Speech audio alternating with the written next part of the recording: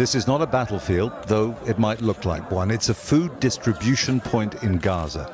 Bullets are kicking up the sand as men wait to get food. It's one of 4 sites run by the so-called Gaza Humanitarian Foundation, a joint Israeli-US scheme they say replaces the UN and keeps food away from Hamas. This video is of the foundation's armed American security guards opening fire.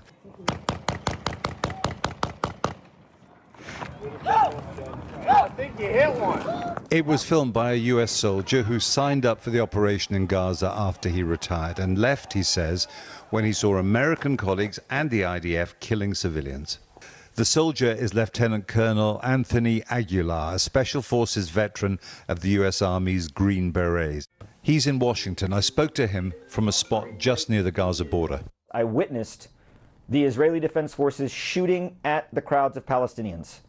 I witnessed the Israeli Defense Forces firing a main gun tank round from the Merkava tank into a crowd of people, destroying a car of civilians that were simply driving away from the site. I witnessed mortar rounds being fired at the crowds of people to keep them controlled. As a professional soldier with a very long career, what was your professional opinion of what was happening? My professional opinion of how the sites were established was what I would describe as amateur. Inexperienced, untrained, no idea of how to conduct operations of this magnitude. That would be my most benign assessment. In my most frank assessment, I would say that they're criminal.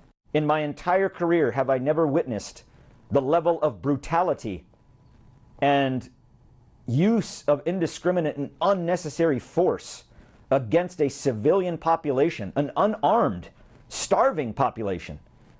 I've never witnessed that in all of the places I've been deployed to war until I was in Gaza at the hands of the IDF and US contractors. Based on the knowledge you have, do you think that you were a witness then to war crimes? I think you're saying that very emphatically. Without question, I witnessed war crimes. I witnessed war crimes being held by the Israeli Defense Forces, without a doubt, using artillery rounds, mortar rounds, firing tank rounds into unarmed civilians is a war crime. People can resist hunger for a long time, but in the end their strength ebbs away and deaths can rise exponentially, and that is what seems to be happening now in Gaza. Israel insists its forces have not targeted civilians.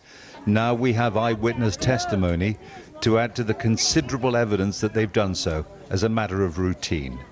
Jeremy Bowen, BBC News, Jerusalem.